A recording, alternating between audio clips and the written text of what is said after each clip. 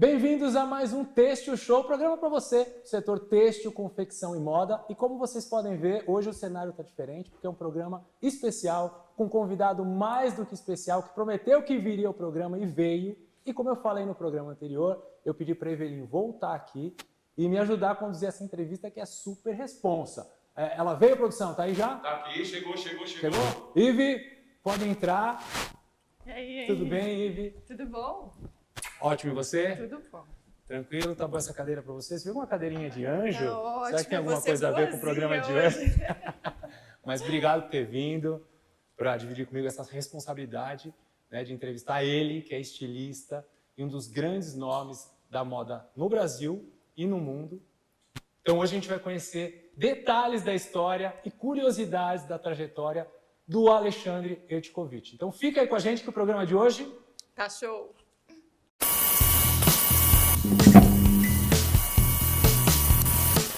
Bem-vindo, Alexandre. Obrigado por ter aceito o convite. Que responsa, hein, Ivi? Que resposta. Primeira vez na vida que eu vou fazer uma entrevista. Como você pode ver, hoje são duas pessoas te entrevistando. Pelo tamanho da resposta, a gente está com duas cadeiras aqui, inclusive a do anjo, porque a Ivi vai ficar com as perguntas mais leves e eu com as mais polêmicas, Ale. Tudo bem? Vamos ver se eu vou responder, né? E normalmente a gente faz um quiz no programa com tá. os entrevistados que a gente deixa para o final. Mas hoje eu quero fazer diferente e vamos começar com o quiz para já esquentar a turbina. Pode ser, Ale? Pode. Bora lá? Tá pronta, Ivy? Tô pronta, vamos lá. Vamos Então, ver se eu vamos lá. consigo. Nome completo? Alexandre Hertkovich. Só Alexandre Hertkovich. Não tem nenhum nome no meio? Não, e nem o sobrenome é inventado, de verdade. É descendência? Polonesa. Polonesa. O sobrenome é polonesa. Nascido em? São Paulo, capital. Signo? Câncer. Número da sorte. 6. Algum motivo especial, Ale? Não. Tá, o meu é 7. Meu é 4. Uma cor? Azul marinho. Azul marinho? Algum motivo também especial? Não, também eu gosto mesmo. E você? E você, Ivy? Qual que é a sua cor? Preto. Ah, igual a minha. Legal. E o seu lugar preferido, Ale? Ixi, meu quarto. Seu quarto? Que tudo. Quando não estou trabalhando, eu gosto de... Ficar com os meus filhos. Quantos filhos você tem? 2. 2 filhos? É. 2 meninos? É, Quantos anos? 8 e 9. Tá. E se o Alexandre pudesse mudar alguma coisa na história, o que você mudaria? Na minha ou na história geral? Na sua história, Ai, sua não sei. trajetória. Não, eu acho que eu não mudaria muita coisa, não. Acho que eu não mudaria nada. Eu aceito a história que eu tive, o caminho que eu tive. E por falar em história, como é que começa a sua história com a moda? Aonde começa? Quem te inspirou? Bom, minha história começa dentro de casa, né? Então, observando minha mãe fazer roupa, né? Quando eu era bem criança ainda, né? Ela fazia roupas para ela, não para fora, assim. Não era uma costureira que costurava para fora. Ela fazia as suas próprias roupas, né? Porque ela não encontrava aquilo que ela queria. Que é um pouco o discurso que eu tive na adolescência também. Então, eu ficava fascinado, né? Por ver ela pegar um tecido, daí tirar as medidas dela e fazer o molde. E muitas vezes ela ia direto pro tecido, costurar e não fazia molde. E daí um dia eu pedi para ela me ensinar a fazer tudo aquilo que eu observava ela fazer, né? Então, Você tinha quantos anos, mais ou menos? Ale? acho que eu tinha 11 anos. Daí eu pedi para ela me ensinar primeiro como tirar medidas, né, do corpo, como passar essas medidas para o papel, né, para modelagem, cortar e por fim sentar na máquina de costura e fazer a roupa acontecer, né? E daí, assim, eu me dei bem desde do começo, né? Em todas essas etapas, né? Inclusive a etapa de costura, né? Que é uma coisa bastante manual, delicada, sabe? E eu gostei demais e daí eu passei a fazer só isso, né? Mesmo ainda pré-adolescente e na adolescência. Então eu chegava da escola, por exemplo, muitas vezes eu pedia para minha mãe, ela me pegava na escola e falava, vamos na loja de tecido, a gente ia na loja de tecido, comprava tecido, e daí eu chegava em casa e fazia uma roupa, no dia seguinte fazia outra roupa. Qual foi a primeira peça que você fez? Olha, a primeira, assim, eu vou dividir em duas respostas, né? A primeira peça que eu fiz para vender, né, que isso um pouquinho mais para frente, foi uma camiseta branca com uma caveira preta na frente, né? Que na verdade eu acabei nem confeccionando essa camiseta, eu comprava a camiseta branca e silcava, fazia o desenho, fazia fotolito, tela, silcava e vendia na escola. Ainda não tínhamos a impressão digital, né? Ainda não tínhamos, é. Não, a gente está falando aí de... A gente está falando de 87, 88, é muito tempo atrás, né? Mas isso foi a primeira peça que eu fiz, né? Que eu não costurei, mas eu idealizei e fiz do jeito que eu consegui fazer e vendi, né? Mas a primeira roupa que eu fiz foi uma roupa para minha mãe. Foi um vestido preto, de alça, assim, um vestido justo que ela foi num casamento com essa roupa. Eu fui nesse casamento também. E as pessoas, que vestido lindo, ele que fez, ele que fez. E acho que foi a primeira roupa que eu fiz. Você acertou total. De primeiro ou teve ajuste? Não, teve ajuste, né? Mas assim, eu tava com a minha mãe dentro de casa, vestia, ajustava, ia pra máquina, voltava, né? Era muito dinâmico, porque eu fazia só roupa pra ela e pra mim, até então, né? Então... Você lembra quanto tempo mais ou menos você levava pra fazer um... Não era muito tempo porque ele não era muito bem acabado, né? Ele não é igual a roupa que eu faço hoje. Então, esse vestido, ele existe, né? Tá guardado lá na casa da minha mãe. Primeira roupa feita pela Alexandre Regiovic. Olha que legal. E ela é... Até eu poderia refazer ela de outro jeito hoje, né? Poderia ser interessante fazer ela de novo, só que com técnicas... Relançar. Mas assim, era uma roupa muito simples, muito... assim, não tinha muito requinte de acabamento, nada. Mas era a minha expressão naquela época, era o que eu sabia fazer, né? E essa foi a primeira roupa. Entendi. E a caveira virou uma marca registrada no início, não foi, Ale? Sim, virou. Aqui, na verdade, hoje eu nem posso usar mais essa caveira, né? Porque ela pertence à marca Alexandre Hershkovich, que nem é minha mais. Né? Depois eu quero falar disso. Antecipando assuntos. Né? Mas sim, porque eu sempre gostei do símbolo, né? Da caveira. Acertamos na cadeira, então, né? Entendi por que você quis trocar, né? Não, nem pensei. É uma caveira. Bom, e daí eu sempre gostei desde criança e colecionava, né? Gostava de brinquedos de caveira, tudo. Filmes de terror, coisas do gênero. Um pouco por influência da minha mãe, que gosta também. Essa tatuagem lembra um pouco da... Essa tatuagem, assim, na verdade é o lugar onde os ossos da mão estão, né? Assim, e as articulações e tudo.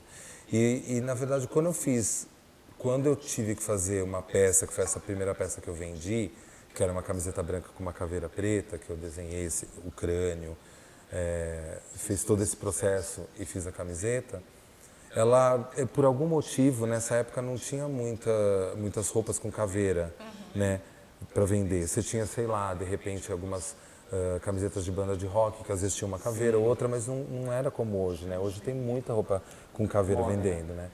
E daí, assim, eu acabei fazendo ela durante minha vida inteira, né? Até os últimos momentos que eu trabalhei na marca Alexandre Hershkovich, eu estava fazendo roupa com caveira, não só roupa com caveira, mas colocando a caveira em qualquer objeto ou produto que eu desenhasse, porque o público queria uma coisa minha que tivesse a caveira. Né? Tem um porta-copos com uma caveira sua, Isso, muito antigo, mas eu ainda tenho porque eu amo. Tem muita coisa ainda, né, rodando por aí. Mas assim, eu falo que assim, não dá para resumir meu trabalho na caveira, né? Quer dizer, a gente está falando aí de um ícone, né, de camiseta, que é o produto mais fácil de se vender, né? Mas na verdade meu trabalho, ele obviamente extrapolou muito mais do que isso, mas isso ficou marcado e eu não é um problema para mim ter essa marcação na minha vida, né, de ser estilista que utilizou a caveira para fazer produtos, né? Isso não é um problema, eu gosto. É muito legal. Eu curto pra caramba a caveira. Eu também, sempre curti. E seu primeiro desfile, Ale, você lembra onde foi, como foi essa experiência? O primeiro desfile que eu fiz foi numa boate em São Paulo que chamava Colômbia. Não sei se vocês já ouviram falar. Na Rua Estados Unidos, com a Augusta.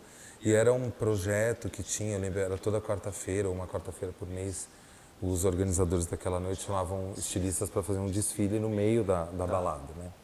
Então eu fiz 4 looks e foi meu primeiro desfile. Desfile profissional. Não desfile, por exemplo, lançamento de coleção, né? Também essa resposta tem que ser dividida um pouquinho em 2, eu acho. Então esse foi o primeiro desfile que eu fiz. Porque teve a época da faculdade também, não teve, né? Sim, na verdade esse desfile que eu estou falando foi antes da faculdade. Eu já estava cursando, né, a faculdade. E depois Eu fiz um desfile de formatura no final de 93, onde ele tinha um tema assim, você lembra? Não, tinha. Era um desfile interno de formatura, mas como muitas pessoas, editores de revistas e jornalistas de moda e clientes já me conheciam porque eu já vendia roupa há muito tempo, esse desfile foi um desfile que acabou não sendo fechado para a faculdade, era só para apresentar o final de uma matéria, né, o final do curso. E no final ele saiu em todos os jornais, na televisão, tudo porque eu tinha uma certa notoriedade nesse período, nesse começo ali de carreira e tudo, né? Chamava atenção. Tinha um estilo específico de roupa? Você falou de formatura? Não. Da sua mãe também, não tem nada a ver com roupa de formatura, era a minha formatura. Era a sua formatura. Não tem nada a ver. Foi o desfile que eu me formei, né? Que, aliás, eu acabei nem me formando nesse ano, porque eu fiquei devendo uma matéria e me formei acho que 10 anos depois. Sério? Eu voltei, cursei a matéria, Se empolgou no trabalho. peguei o diploma e fui para casa. O diploma ficou secundário. Não, porque eu fiquei devendo 6 meses de uma matéria. E isso ficava na minha cabeça, assim, ai meu Deus, por causa de 6 meses eu não tenho diploma, eu não concluí um assunto. Ficou faltando. Daí eu voltei na escola e imagina, super contato com a faculdade, vou lá direto, dou palestra, conheço todo mundo. Voltei lá e pedi uma reunião e falei, olha, eu queria me formar. Né? Não, eu queria se formar, para eles é legal até, né? Porque eu voltar e querer me formar depois de ter já uma carreira já consolidada. Já, imagina, eu estou falando aí de 2002, Mas aí você teve que fazer essa matéria? Não, daí eu tive que fazer vestibular, porque eu já tinha caducado o tempo da matéria. É, imagina chegar lá no vestibular, Não, daí eu fiz vestibular, eu não me preparei, eu não tive como estudar ou fazer um supletivo ou, sei lá, estudar de novo, mas eu entrei, né? Eu passei no vestibular e cursei esses 6 meses que faltaram, depois daí eu me formei de verdade, mas não tive que fazer desfile nada, eu fui lá e recebi porque eu já tinha me formado lá em 93, imagina, né? pessoal, eu formei junto com o Alexandre. Não, então, isso que eu ia falar, já pensou? Mas foi legal, para mim Quando a foi uma gente experiência convida, ótima, porque foi engraçado, foi eu, meus pais, e daí as pessoas estavam se formando, tinham 10 anos a menos que eu, né? E eu tava lá no meio, chegou, leu o meu nome, fui na frente, recebi o canudo, fui embora para casa. Mas foi legal, eu quis ter também essa experiência e acabar esse ciclo da escola, né? Entendi. Que eu achava que era importante. Daí o desfile de voltando ao desfile de formatura, né? O desfile de formatura, ele foi um desfile que seguia um trabalho, um texto e um trabalho visual que eu fiz, e daí tinham as roupas, né? E isso foi no final de 93 e logo no começo de 94 eu fui convidado pelo Paulo Borges, que é o diretor da São Paulo Fashion Week e antes foi o diretor do Morumbi Fashion, Fito Ervas Fashion, ele que na verdade é o responsável pela organização do calendário de lançamentos aqui no Brasil. E ele me ligou e falou, você não quer participar estou organizando uma semana de moda, por enquanto são 3 desfiles, seria o seu, daí do Walter Rodrigues, que é um outro estilista, e de uma outra marca que chamava Não Existe Mais Companhia de Linho. Então era um desfile cada dia, sei lá, era terça, quarta e quinta, não sei o quê. Tá. Falei, claro, posso fazer, tudo. Quando que é? É daqui 20 dias. Né? Era tipo em fevereiro, assim, ele me ligou 22 dias antes. Eu lembro desses números e datas porque é uma coisa muito fora do comum, né? Você é convidado para fazer uma coleção para ser lançada daqui a 20 dias e daí com uma visibilidade que foi prometida, que realmente aconteceu, de ser, na verdade, a primeira semana oficial no Brasil que é organizada aí para frente o calendário de moda. E daí eu falei, vou fazer. Daí eu mesmo costurei, modelei todas as roupas desse desfile e daí, de fato, se a gente for dividir entre o primeiro desfile ou o primeiro desfile oficial de coleção foi esse, que foi a coleção de inverno 1994, né? Então isso já tinha uma cara de coleção, tinha uma percepção como a gente tem hoje, né? Você vê várias roupas desfilando, tem semelhanças entre elas, tem um tema único e tudo mais. E foi o primeiro desfile que eu fiz. E é legal fazer um paralelo com hoje, né? Porque eu sempre fui muito apaixonado por tecidos, matérias-primas antigas. Eu ia, assim, visitava lojas de tecido em todo lugar que eu podia ir e falava qual é o tecido mais antigo que você tem aqui. Daí eu comprava. Fora de linha, tudo. Então, esse primeiro desfile, o primeiro até o segundo, eu gastei todo o meu estoque de tecidos vintage que eu tinha acumulado durante um tempo, né?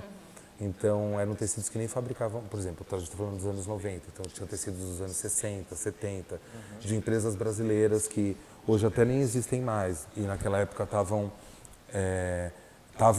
produzindo, né? Então foi muito interessante, porque hoje eu trabalho na La Garçon falando só sobre o reuso, né? Reutilização de matérias-primas já existentes no meio ambiente, né? Aqui. Só que lá naquela época a minha preocupação era só estética, não se falava de sustentabilidade ou de reaproveitamento. Eu gostava daquela matéria-prima que não era fabricada naquele momento e que foi fabricada décadas atrás, mas que com o tempo, com a modernização, algumas de certa coisas... forma já era um processo sustentável, né? Era um processo sustentável, só que não tinha o discurso e a conscientização que hoje a gente tem, né? Mas você acha que isso te fez pensar no Não, futuro? eu sou bem sincero, não. Era a estética, né? Porque na verdade eu queria um tecido anos 60, com caimento, o tecido sintético que foi criado nos anos 50 e 60. Então tinha uma outra preocupação. Nunca eu fui falar de sustentabilidade há 12 anos atrás, 10, 12 anos atrás que eu comecei a falar disso, né? Quando eu comecei a reaproveitar mesmo todos os tecidos que estavam em estoque, ainda quando eu trabalhava na marca Alexandre Hershkovich, e daí que eu fui sério falar nisso e hoje eu só trabalho com isso, meu dia a dia é falar sobre isso, né? Então naquela época, nesse desfile, eram peças únicas, porque eram cortes pequenos, eu não tinha como replicar. E daí eu comecei a ter um pouco de senso do que seria uma coleção, né? Eu fiz essa primeira coleção que era só de peças únicas, mas a pessoa queria essa camisa, outra também, daí eu não tinha para vender. Começava a perder venda, não satisfazer o desejo do cliente. Comercial de pensar, pô, se eu fazer Eu uma até coisa- tinha um tino comercial, mas a minha preocupação lá era como me firmar, me posicionar como um criador, como um estilista, e às vezes passava por isso, por fazer menos quantidade. Então daí para frente eu fui entrando um pouco no que eu aprendi, até observando os meus colegas estilistas mais velhos que eu, como eles criavam, como eles faziam coleções, e daí eu comecei a entrar no esquema de fazer uma coleção, comprar tecido, replicar mais vezes a mesma peça. E aí eu começo a pensar que nessa época iniciou um processo industrial, vamos dizer assim, na minha cabeça, na minha maneira de pensar, de construir coleções e que vai até hoje. Né? Agora, Lê, nessa trajetória, principalmente no começo, teve alguém que não apostava em você e que hoje mereceria um grande chupa, tô aqui? Não, é muito engraçado, porque primeiro que eu me sinto privilegiado por alguns motivos. Primeiro, por saber muito, já criança, o que eu queria, o que eu ia fazer, né? Eu vejo que é muita pressão você sair da escola e entrar numa faculdade assim no ano seguinte, sem tempo de pensar. Às vezes você ainda não sabe o que você quer. Então, pela influência que eu tive, pela minha abertura e coincidiu o que minha mãe fazia, eu gostei de fazer, eu já sabia o que eu ia fazer muito criança. Sua mãe é viva ainda? Minha mãe e meu pai. Ah, que legal. Ela costura, a gente faz um monte de coisa juntos, né? Inclusive, há uns anos atrás, ela participou de um programa que eu tinha na Fox e no SBT, e esse ano vai ter a continuidade com ela também. Com ela, que legal. Você já podia até fazer a versão nova do vestido para ela usar. Pode ser. Hein? Mas o programa tem outra temática, eu não visto ela me ajuda, né? Tá. E é engraçado porque mostra a relação mãe e filho na tela, que é completamente diferente. É muito... Né, olhou, já sabe o que o outro está falando, e a gente tem uma relação muito íntima, né? Então, eu tive apoio direto, né? Eu tive, assim, primeiro minha mãe, dentro da minha casa, me ensinando o que ela sabia fazer, sem nenhum tipo de crítica, julgamento ou preconceito. Ele quer aprender a costurar, vou ensinar ele a costurar. Meu pai foi a primeira pessoa, foi a primeira máquina de costura industrial que eu tive, quem comprou foi ele, comprou, e eu transformei a casa que a gente morava, a nossa casa, num ateliê, não tinha mais, eu cortava as roupas no chão, a mesa era cheia de aviamento, não tinha nem onde comer direito. Seu pai também sempre te apoiou? Desde o Sempre, os dois me apoiaram. E daí logo depois eu tive apoio de empresas, né, da indústria de moda, indústria de fiação, de corantes, tecelagens, que sempre conferiam a mim e nos meus desfiles lançar algum tipo de produto. Então, Ródia, né, tudo que você pode imaginar, 3M, todas elas ficaram perto de mim sempre. Então, se eu tive algum tipo de não incentivo ou recusa, foi de cliente que não é meu cliente. Então, não é meu cliente porque não gosta da minha roupa, é cliente de um outro estilista. E isso tudo bem, tem que saber lidar. Ninguém é unânime, não dá para todo mundo gostar do que eu faço, né? Então, eu tive sempre apoio, mas eu também tive sempre muita segurança do meu trabalho e daquilo que eu queria fazer. Então, acho que a minha segurança mostrou para os meus pais que era aquilo que eu queria fazer. Então, eles me incentivaram, me ajudam até hoje no que eu preciso, minha família toda. Que bom que eles também estão vendo aí seu sucesso, né? Isso é muito legal. Sim, isso é bom. Como veio a fama, né? Como você lidou com isso lá no começo? Sim, natural, eu nem... Aliás, em que momento que você percebeu que você já Eu nem era gosto de falar conhecido? disso, porque eu nem ligo para isso, né? Eu acho um assunto bem... Não que a gente não vá falar, a gente vai, mas eu acho que... Mas é que é uma realidade, né? Assim, tem aquele momento que você fala, poxa, eu já sou conhecido, as pessoas me Sim, conhecem. sim. sai Não, na mas rua, você vai nos eventos. assim, lógico, obviamente não foi logo quando eu comecei a desfilar lá no meio dos anos 90, tudo foi um pouquinho mais, mas não muito, muito mais, né? Porque eu também sempre fui sempre fiz muita coisa, né? Então fazia os 2 desfiles anuais, eu era convidado, por exemplo, para fazer lançamentos de tecidos, por exemplo, eu tinha que fazer um desfile. Então eu fazia muita coisa o ano inteiro, né? E logo eu fui convidado para trabalhar como diretor de criação da Zump em 1998, que é quase grudado ali com um pouco depois da formatura, de eu ter aberto loja. E ter trabalhado por muitos anos em empresas grandes também me impulsionou um pouco, né? Então, assim, eu era visto pelo meu trabalho autoral na minha marca e como diretor de criação da Zump, depois da Core, depois da Rosa Chá, depois trabalhei na Zump de novo, numa outra época. Então, eu era conhecido, conseguia exercer minha criatividade na minha marca e dependendo da marca que eu trabalhava, o foco era outro, né? A Zump era completamente jeanswear, a Rosa Chá swim. Cada marca um estilo. E daí eu desenvolvia as minhas habilidades para outras empresas também. Isso também ajudou que eu fosse conhecido, mas eu não ligo Não fama. buscou imprensa, não foi atrás de alguma... Você teve assessoria de imprensa? A vida inteira, desde o primeiro momento. É. Desde o primeiro momento. E tive assessoria de imprensa, tenho até hoje. Eu trabalho com a mesma assessora há 25 anos, então, tipo... Legal. Vindo para cá, tive uma reunião com ela do projeto novo, não sei o quê. Então, assim, trabalho direto com profissionais que também ajudam a mostrar da maneira correta aquilo que você está fazendo, as suas ideias. Então, isso é um trabalho fundamental, né? Agora, Alê, no meio dessa loucura toda que eu imagino que deve ser essa vida, você ainda foi se aventurar na noite paulistana como DJ, é isso? Ai, meu Deus, você acredita que hoje, depois de anos, eu vou tocar hoje, gente? Ali, ó, Mas eu nem... Passei reto. Não, gente, isso aí foi super por acaso, né? Assim, eu fui convidado uma vez para tocar numa boate que chamava, assim, não DJs para começar a noite, né? Assim. Então, assim, sei lá, naquele horário que ainda não tem muita gente. Das 11 à 1, das 10 à meia-noite. Daí eu fui com um grande amigo meu que é DJ, que é o Johnny Luxo, né? Então a gente foi e tocou. Só que, assim, foi tanta gente que o dono da boate falou, acho que vocês vão ter que ter uma noite fixa aqui. Daí a gente tinha uma noite fixa. Sério? Aí você começou a tocar A gente teve uma noite fixa, que era uma vez por mês. E daí a gente, ao mesmo tempo, teve uma noite fixa em Curitiba, numa boate de Curitiba.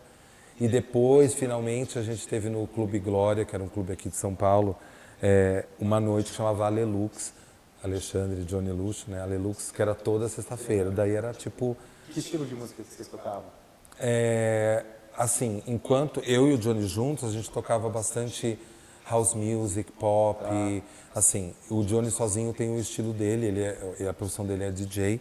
E daí eu parei completamente, porque eu só gostava de tocar um estilo de música. Daí, assim, os anos foram passando e as pessoas que iam nos lugares queriam apreciar outro tipo de música. Aí eu decidi parar, por falta de tempo e também porque eu acho que não era aquilo que eu ia me dedicar. E muita coincidência, hoje à noite eu vou tocar. Hoje? Sério? Numa festa que chama Brutus, que é de um amigo meu que tá me convidando há anos. Eu falei, ai meu Deus, hoje... Saindo daqui, Saindo daqui às 11. É muita coincidência ter perguntado, mas assim, e eu acabei tocando com o Johnny fora do Brasil algumas vezes. Foi uma aventura, assim, mas não era profissional, né? É loucura, e, né? E como eu gostava, e a noite sempre foi me influenciou com demais. A moda também, né? Tem a ver com a moda, tem a ver comigo, tem a ver com... Eu acho que tem vários movimentos que acabam nascendo na noite, porque tem pessoas que são um pouco mais ousadas esteticamente quando elas saem à noite, tem um pouco mais de liberdade. Então você acaba encontrando pessoas parecidas com você e isso foi muito importante no meu início também. A música e ter podido frequentar a noite paulistana. A noite é uma inspiração para você criar? Também. E a música é uma inspiração para você criar também? Não tanto, eu não consigo trabalhar escutando música, eu escuto bem pouca música, bem em momentos muito específicos, assim. Mas assim, no geral, acho que o que me inspira são... a gente fala moda de rua, eu não gosto desse termo, porque todo mundo está na rua, né? A gente é diferente, está todo mundo na rua. Então não é. É um termo que criaram para distinguir um pouco da roupa de moda, de passarela, para a roupa que a gente usa depois que a gente compra o que a gente vê na passarela. Então é o jeito que a gente mistura as coisas, né? Então, assim, quando fala moda de rua, a gente quer dizer, ou eu quero dizer, que eu observo as pessoas como elas usam as roupas que elas compram e que foram apresentadas de uma outra maneira.